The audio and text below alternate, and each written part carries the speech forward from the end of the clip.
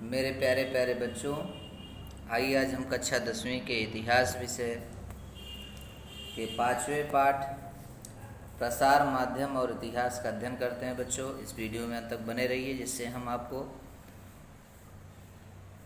स्पष्टतम तरीके से आपको जानकारी दे सके इस पाठ के अंतर्गत।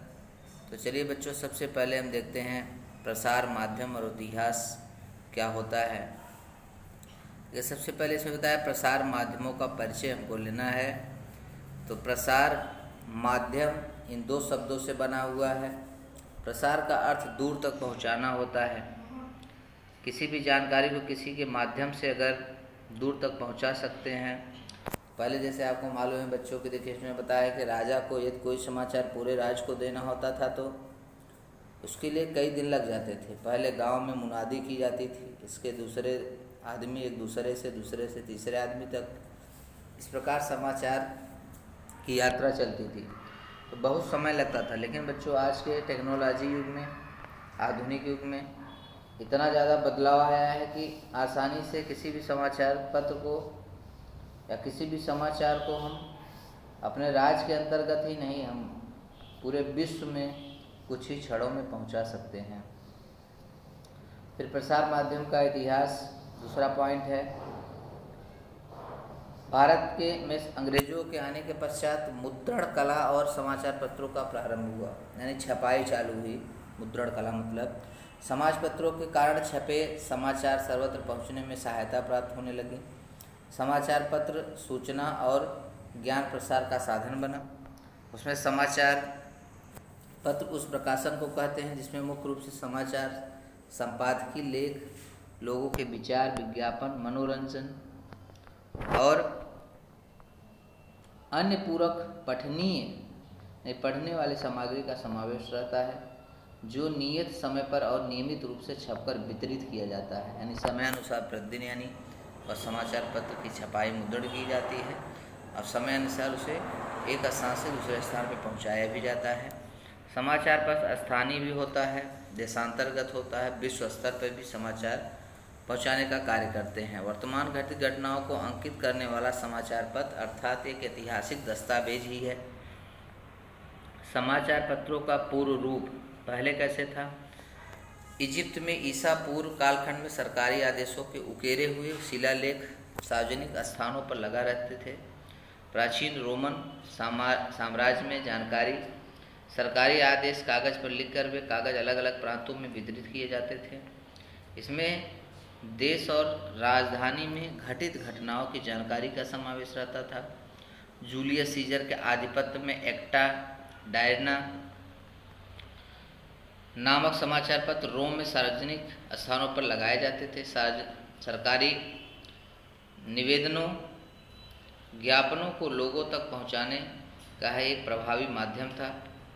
7वीं शताब्दी में चीन में सरकारी निवेदनों, ज्ञापनों को सार्वजनिक स्थानों पर बांटा जाता था।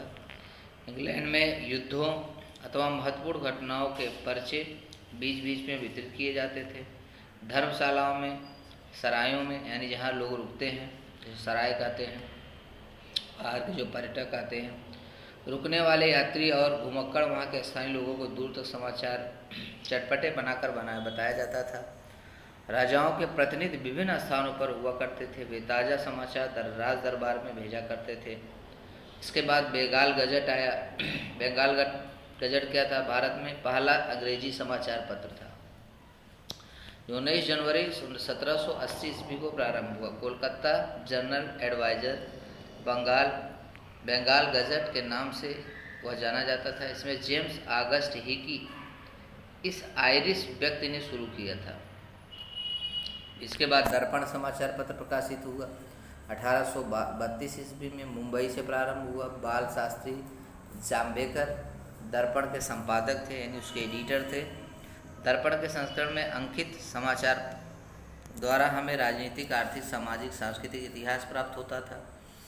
इसमें कंपनी, सरकार व्यय की सूची, इस देश के रूसियों का आक्रमण होने का आशंका, शहर स्वच्छ रखने के लिए सीमित स्थापना, समिति स्थापना, हिंदू विधवाओं का पुनर्विवाह, कोलकाता में थिएटर की शुरुआत, राजा राम मोहन राय का इंग्लैंड में कार्य, इसके आधार पर तत्कालीन परिस्थिति का प्रकाश इसमें डाला जाता था। इसके बाद प्रभाकर पत्रिका प्रकाशित हुई।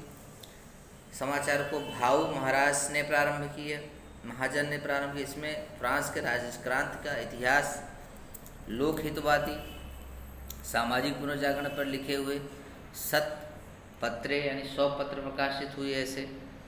इसके बाद ज्ञानोदय नाम का संपादन हुआ समाचार पत्र का 1882 ईस्वी में एशिया महाद्वीप का, और 1831 में यूरोप में का मानचित्र छापे गए इसमें ज्ञानोदय में।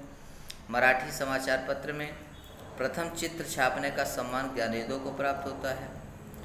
इसके बाद ऐसे ऐसे बच्चों जो है बहुत से ऐसे समाचार पत्रों का प्रकाशन हुआ, जैसे इंद्र प्रकाश समाचार, विधवा विवाह जोरदार समर्थन, समाचार पत्र ने विवाद विवाह का जोरदार समर्थन किया।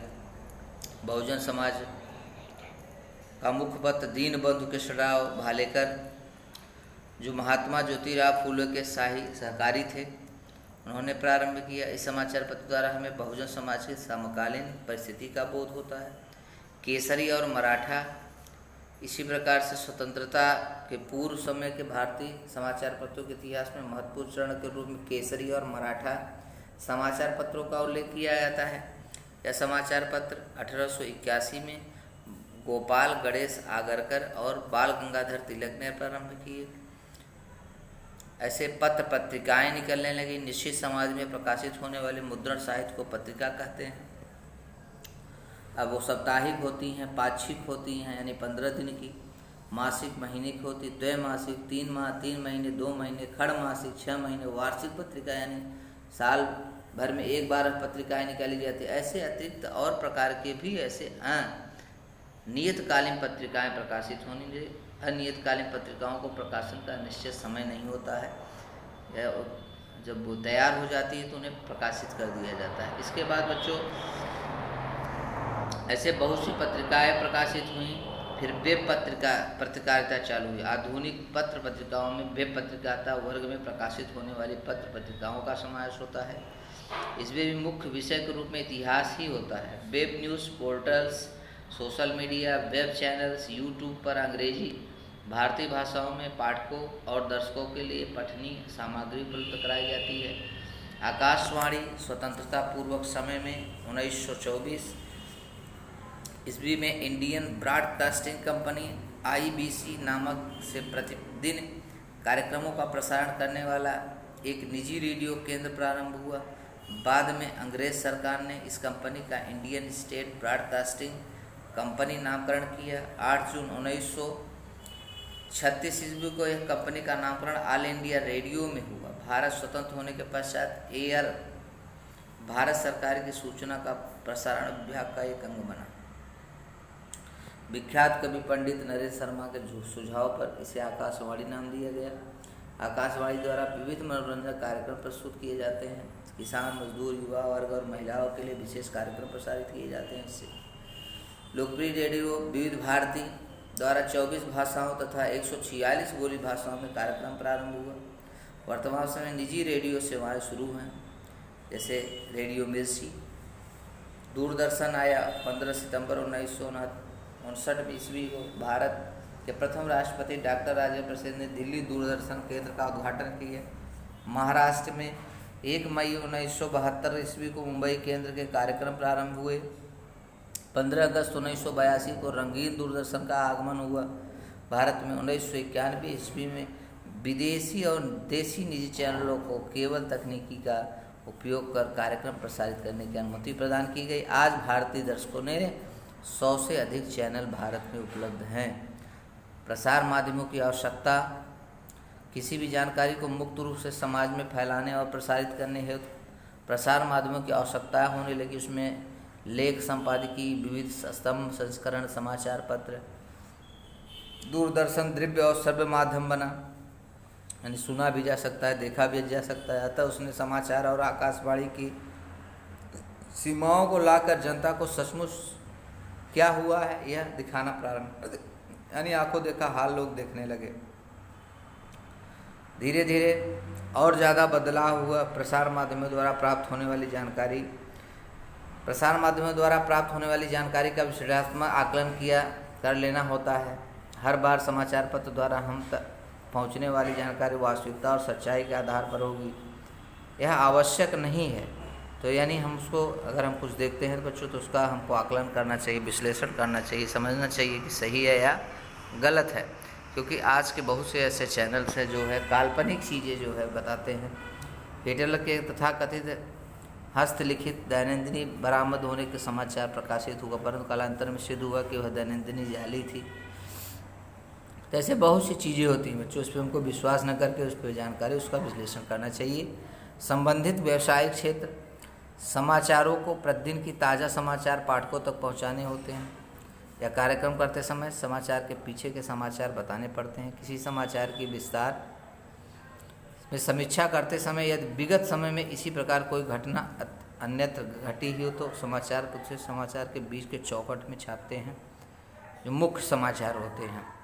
तो ऐसे समय दौरान हमें भूतकाल में घटित आर्थिक, सामाजिक, राजनीतिक, ऐतिहासिक घटनाओं का बोध होता है। भूतकाल की पृष्ठभूमि में वर्तमान समय को समझने में सहायता प्राप्त होती है। इतिहास के देखिए तो संपादी लेख, दिन विशेष, समीक्षा, समाचार स्तंभ, उसके मुख्य केंद्र बिंदु होते हैं।